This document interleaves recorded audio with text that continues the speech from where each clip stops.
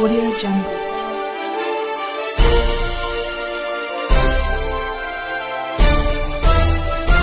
Audio Jungle.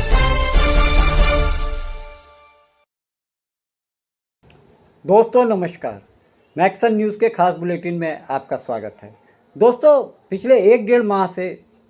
देश में electoral bond को लेकर काफ़ी चर्चा रही है। पिछले माह यानी 15 फरवरी और 16 फरवरी को सुप्रीम कोर्ट ने इस इलेक्टोरल बॉन्ड को लेकर अपनी नाराज़गी जताते हुए ये कहा कि ये पूरी तरीके से असंवैधानिक है और गैर वाजिब है, गैर कानूनी है। इसको लेकर उन्होंने इस चुनावी बॉन्ड को रद्द करते हुए स्टेट बैंक ऑफ इंडिया, जो कि इन चुनावी बॉन्ड को अकेले बेचने वाली बैंक थी, उसको यह आदेश दिया कि वो 21 दिन के अंदर वो पूरे इलेक्टोरल बॉन्ड यानी चुनावी चंदे के बारे में जितनी भी जानकारी है पूरी सब की सब कोर्ट के सामने पेश करे। और साथ ही उन्होंने ये भी कहा कि चुनाव आयोग इन सब जानकारियों को अपनी जो चुनाव आयोग की वेबसाइट है उस पर पूरी जानकारी को प्रकाशित करे, ताकि हर आम और ख़ास को ये मालूम चल सके कि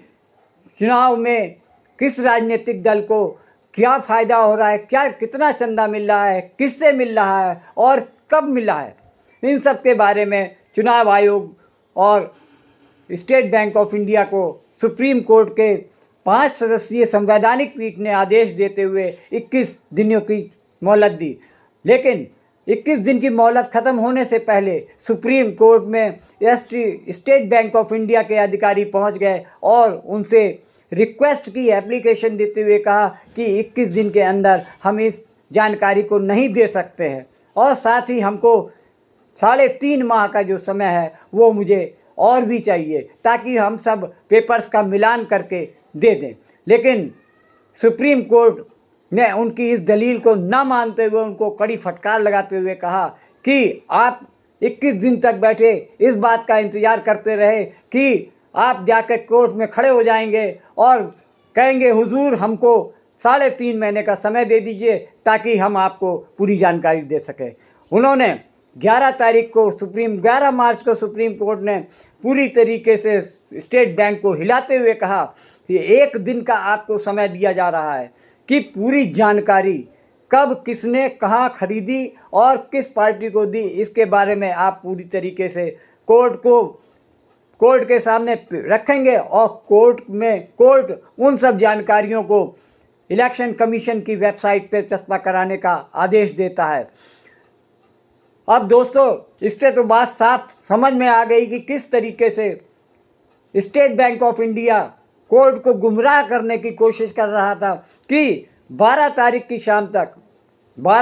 मार्च की शाम तक स्टेट बैंक ऑफ इंडिया ने बहुत सारी जानकारियां दी, जिसको चुनाव आयोग के कार्यालय भेजकर उसको जानकारियां और सभी डिटेल चुनाव आयोग की वेबसाइट पर चस्पा कराए गए। लेकिन स्टेट बैंक की हिमाकत देखिए कि सुप्रीम कोर्ट के आदेश के बावजूद तीसरी बार भी उसने बहुत सी अहम जानकारियां देने में आनाकानी करी, जिसको देखकर सुप्रीम कोर्ट ने स्टेट बैंक ऑफ इंडिया को ये आदेश दिया कि अब की बार आप जो जानकारी मांगी गई हैं उसको लेकर आप कोर्ट में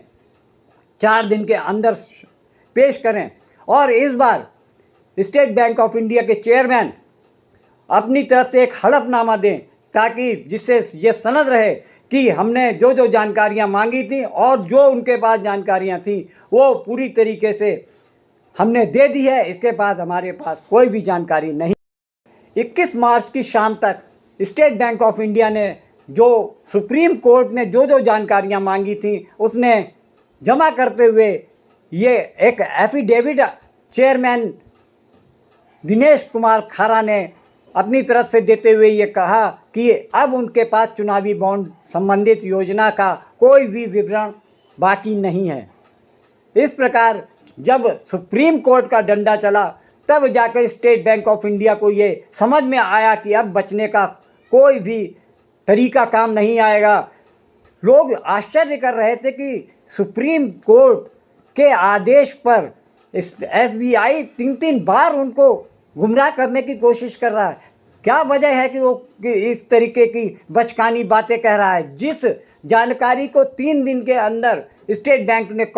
सुप्रीम कोर्ट के भीतर पेश कर दिया, उसी जानकारी के लिए उसे वो 3.5 माह का समय मांग रहा था। अफसोस की बात है कि इस बात को सुप्रीम कोर्ट ने कोर्ट ऑफ कंटेम्प्ट नहीं किया कि वो जनता के साथ साथ देश के उच्चतम न्यायालय के न्यायाधीशों को बेवकूफ़ बनाने की कोशिश में है। वो किस को बचाने के प्रयास में कर रहा है कि एक वेबसाइट ने तो ये भी छापा कि स्टेट बैंक ऑफ इंडिया हर माह चुनावी बॉन्ड के बारे में सरकार को ये पूरी जानकारी देता है कि कितने के चुनावी बॉन्ड बिके और कितनों को किसने कैश कराया। इन सब की जानकारी को इस सुप्रीम कोर्ट में पेश करने के लिए इतनी आनाकानी स्टेट बैंक ने दिखाई। इसको कहीं ना कहीं से इसको माफ़ करने की बात नहीं, बल्कि इसके ऊपर एक जांच बैठनी चाहिए कि किस लिए इतने समय को इन्होंने बर्बाद किया। 21 दिन तक वो सिर्फ इस बात का इंतज़ार करते रहे कि किसी तरीके से समय बीत जाए और हम सुप्रीम कोर्ट में जाकर इस बात को लेकर प्रार्थना करें, एप्लीकेशन लगा कर समय मांगें ताकि हमारा काम आसान हो जाए। दरअसल इसके पीछे मंशा ये थी कि वर्तमान केंद्र सरकार चाह रही थी कि 3 महीने के बाद जब देश में चुनाव हो चुके होंगे तब तक ये मामला ठंडा पड़ जाएगा और उनको जो नुकसान होता दिख रहा था उससे वो बच जाएंगे। उनके ऊपर जो दाग लगने वाले दिख रहे थे कि चुनावी बॉन्ड के जरिए भारतीय जनता पार्टी के पास कितना चंदा आया, किसने दिया और कब दिया, इन सब चीज़ों की जानकारी हो जाएगी। लेकिन शायद सुप्रीम कोर्ट के जो चीफ जस्टिस ऑफ इंडिया हैं DY चंद्रचूड़, वो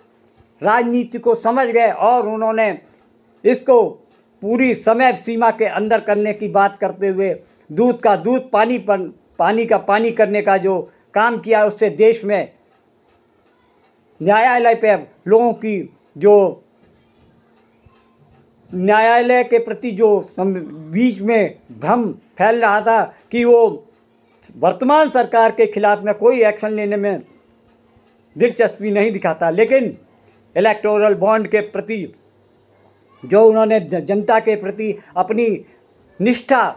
और संविधान के प्रति जो अपनी जो जिम्मेदारी को पूरी तरीके से निभाते हुए उन्होंने सिद्ध कर दिया कि संविधान के तौर पर देश चलेगा, न कि किसी के प्रभाव में आकर। 21 मार्च की शाम तक स्टेट बैंक ऑफ इंडिया ने जो सुप्रीम कोर्ट ने जो जानकारियां मांगी थी उसने जमा करते हुए ये एक एफिडेविट चेयरमैन दिनेश कुमार खारा ने अपनी तरफ से देते हुए ये कहा कि अब उनके पास चुनावी बॉन्ड संबंधित योजना का कोई भी विवरण बाकी नहीं है।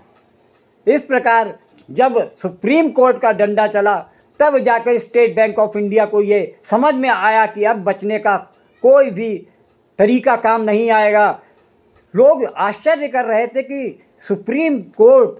के आदेश पर SBI 3-3 बार उनको गुमराह करने की कोशिश कर रहा है। क्या वजह है कि वो इस तरीके की बचकानी बातें कह रहा है? जिस जानकारी को 3 दिन के अंदर स्टेट बैंक ने सुप्रीम कोर्ट के भीतर पेश कर दिया, उसी जानकारी के लिए उसे वो 3.5 माह का समय मांग रहा था। अफसोस की बात है कि इस बात को सुप्रीम कोर्ट ने कोर्ट ऑफ कंटेम्प्ट नहीं किया कि वो जनता के साथ साथ देश के उच्चतम न्यायालय के न्यायाधीशों को बेवकूफ़ बनाने की कोशिश में है। वो किस को बचाने के प्रयास में कर रहा है कि एक वेबसाइट ने तो ये भी छापा कि स्टेट बैंक ऑफ इंडिया हर माह चुनावी बॉन्ड के बारे में सरकार को ये पूरी जानकारी देता है कि कितने के चुनावी बॉन्ड बिके और कितनों को किसने कैश कराया। इन सब की जानकारी को इस सुप्रीम कोर्ट में पेश करने के लिए इतनी आनाकानी स्टेट बैंक ने दिखाई। इसको कहीं ना कहीं से इसको माफ़ करने की बात नहीं, बल्कि इसके ऊपर एक जांच बैठनी चाहिए कि किस लिए इतने समय को इन्होंने बर्बाद किया। 21 दिन तक वो सिर्फ इस बात का इंतज़ार करते रहे कि किसी तरीके से समय बीत जाए और हम सुप्रीम कोर्ट में जाकर इस बात को लेकर प्रार्थना करें, एप्लीकेशन लगा कर समय मांगें ताकि हमारा काम आसान हो जाए। दरअसल इसके पीछे मंशा ये थी कि वर्तमान केंद्र सरकार चाह रही थी कि 3 महीने के बाद जब देश में चुनाव हो चुके होंगे तब तक ये मामला ठंडा पड़ जाएगा और उनको जो नुकसान होता दिख रहा था वो उससे वो बच जाएंगे। उनके ऊपर जो दाग लगने वाले दिख रहे थे कि चुनावी बॉन्ड के जरिए भारतीय जनता पार्टी के पास कितना चंदा आया, किसने दिया और कब दिया, इन सब चीज़ों की जानकारी हो जाएगी। लेकिन शायद सुप्रीम कोर्ट के जो चीफ जस्टिस ऑफ इंडिया हैं DY चंद्रचूड़, वो राजनीति को समझ गए और उन्होंने इसको पूरी समय सीमा के अंदर करने की बात करते हुए दूध का दूध, पानी का पानी करने का जो काम किया, उससे देश में न्यायालय पे लोगों की जो न्यायालय के प्रति जो बीच में भ्रम फैल रहा था कि वो वर्तमान सरकार के खिलाफ में कोई एक्शन लेने में दिलचस्पी नहीं दिखाता, लेकिन इलेक्टोरल बॉन्ड के प्रति जो उन्होंने जनता के प्रति अपनी निष्ठा और संविधान के प्रति जो अपनी जो जिम्मेदारी को पूरी तरीके से निभाते हुए उन्होंने सिद्ध कर दिया कि संविधान के तौर पर देश चलेगा, ना कि किसी के प्रभाव में। दोस्तों 21 मार्च को इधर स्टेट बैंक ने पूरी जानकारी दी और दूसरी तरफ केंद्र की जांच एजेंसियों ने दिल्ली के CM अरविंद केजरीवाल के आवास पे पहुंच के 2 घंटे की छानबीन का नाटक करते हुए उन्होंने रात में 9 बजे करीब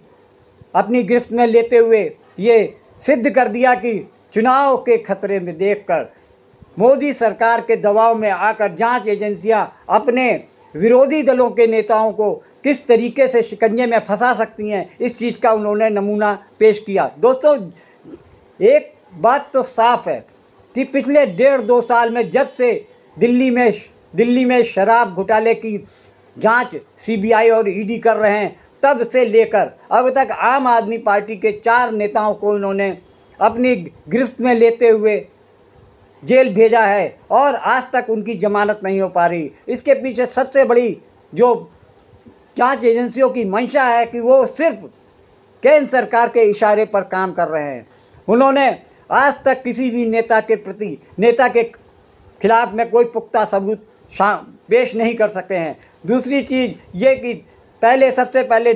PMLA एक्ट के तहत दिल्ली के पूर्व स्वास्थ्य मंत्री सत्येंद्र जैन को गिरफ्तार किया गया और 1.5 साल तक उनको जेल में रखा गया। बाद में सुप्रीम कोर्ट ने उनकी सेहत को देखते हुए उनको मेडिकल ग्राउंड पर बेल दी। उसके बाद जो नंबर आता है दिल्ली के पूर्व उप मुख्यमंत्री मनीष सिसोदिया को, उनके खिलाफ में भी पिछले साल 22 फरवरी को उनको गिरफ्तार किया। आज तक उनकी बेल ED और CBI ने होने नहीं दी है। उसके बाद तीसरी गिरफ्तारी होती है आम आदमी पार्टी के संजय सिंह जो राज्यसभा मेंबर हैं, वो इतने प्रखर और ज़बरदस्त वक्ता हैं कि उनके निशाने पे हमेशा मोदी सरकार और ख़ास तौर से PM मोदी रहते हैं। इन सब से भाजपा के अंदर काफ़ी अफरा तफरी फैली रहती है। यही वजह है कि मोदी सरकार निशाने पे एक एक करके ऐसे नेताओं को जेल के अंदर भेजने का प्रयास कर रहे हैं जिसको वो मोदी और भाजपा सरकार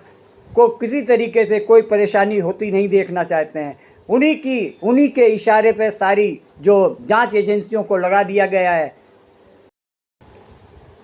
दिल्ली शराब घोटाले की जांच करते हुए ED ने सबसे पहले जो आंध्र प्रदेश हैदराबाद के जो शराब व्यापारी और अरबिंदो फार्मा के जो डायरेक्टर शरद चंद्र रेड्डी को जांच के लिए बुलाया। 8 नवंबर को बुलाया और उनसे जांच पड़ताल पर पूछताछ करते हुए उन्होंने अरविंद केजरीवाल और दिल्ली सरकार के बारे में और शराब स्कैम के बारे में पूछताछ की, जिसमें कि शरद चंद्र रेड्डी ने साफ कह दिया कि ना तो मैं अरविंद केजरीवाल को जानता हूँ और ना ही मैंने कोई शराब नीति में कोई हिस्सा उनके साथ में शेयर किया है। लेकिन अगले दिन ही उनको गिरफ्तार कर लिया जाता है और ये साबित करके उनको जेल भेज दिया जाता है कि इन्होंने दिल्ली शराब नीति घोटाले में 100 करोड़ की घूस दी थी। अरविंद दिल्ली सरकार को घूस के रूप में 100 करोड़ की घूस दी, जिसमें कि उनके साथ में पूर्व मुख्यमंत्री तेलंगाना के पूर्व मुख्यमंत्री केसीआर की लड़की के कविता की भूमिका भी संदिग्ध है। इस तरीके से हैदराबाद की कंपनी जो अरविंदो फार्मा है उस समय भी 4.5 करोड़ का चुनावी बॉन्ड लेकर उन्होंने भाजपा में दिया था। ये उस समय की बात है जब जुलाई 2022 में इस स्कीम को वापस ले लिया गया था। उस समय भी भाजपा ने इनके खरीदे हुए चुनावी बॉन्ड को कैश कराया। ये समझ में आता है कि इनके चंदे को जिस पार्टी में गया उसने समय सीमा के रहते हुए उस चुनावी बॉन्ड को कैश भी कराया। यानी यहाँ पर पैसे के लेन देन की पुख्ता भी होती है, सब मानी जाती है कि मनी ट्रेल भी सामने आ जाती है। फिर उसके बाद में जब नवंबर में इस चीज़ को लेकर शरद चंद्र रेड्डी को ईडी फिर जांच के लिए बुलाती है और उनको दबाव डालती है, तब वो इस बात को लेकर कहने को तैयार हो जाते हैं कि हाँ, उन्होंने आम आदमी पार्टी को 100 करोड़ का चंदा दिया और उनकी मुलाकात केजरीवाल से भी हुई। इस तरीके से उनको दबाव में लाकर ये बयान जारी करवाया जाता है और उसी बयान के आधार पर सरकारी गवाह बनने वाले शरद चंद्र रेड्डी के आधार पर 21 मार्च को अरविंद केजरीवाल की गिरफ्तारी होती है। और सबसे दिलचस्प बात यह है कि एक तरफ मनी ट्रेल सामने आ रही है, दूसरी तरफ कोई पैसे की बरामदगी नहीं है, कोई ठोस सबूत नहीं पेश कर पा रही है जांच एजेंसियां। वहाँ उसके दोहरे मापदंड साफ नज़र आ रहे हैं। दूसरी तरफ गवर्नमेंट के अप्रूवर बनने के बाद शरद चंद्र रेड्डी को जमानत भी मिल जाती है और उसके बाद अरविंदो फार्मा जिसकी 3 कंपनियां हैं, उन कंपनियों के जरिए 59.5 करोड़ रुपए का चंदा भाजपा में दिया जाता है। एक दागी कंपनी के चंदे को भाजपा जब स्वीकार कर रही है तो इसका मतलब साफ नज़र आता है कि पार्टी को वैध और अवैध पैसे की चिंता नहीं है, उसको सिर्फ पैसे से मतलब है। वो दूसरा कोई करे तो वो भ्रष्टाचार है और वर्तमान सरकार और उसकी पार्टी करे तो वो शिष्टाचार है। सीधी सी बात है, कोई और करे तो कैरेक्टर ढीला और मोदी जी करें तो उनकी रासलीला। ये साबित हो गया है कि मोदी सरकार अपने किसी भी विपक्षी दल को आगामी आम चुनाव में मजबूती से लड़ते देखना नहीं चाहते हैं। कांग्रेस ने भी इस मामले पर जो ये चुनावी चंदे को लेकर जो घोटाला सामने आया है, उन्होंने डिमांड की है सुप्रीम कोर्ट से कि इस पर एक एसआईटी गठित की जाए, चाहे वो सुप्रीम कोर्ट का कोई सिटिंग जज करे या रिटायर्ड जज करे, उसको एक पूरे मामले की जांच कराई जाए इस मामले में और दोषियों के प्रति जो जिम्मेदारियां हैं, उनको जो दोष उनके सामने आए उनको सज़ा देने का पूरा काम अब सुप्रीम कोर्ट के ऊपर जिम्मेदारी डालते हुए कांग्रेस ने यह भी कहा कि जब पैसा गलत आदमियों के पास से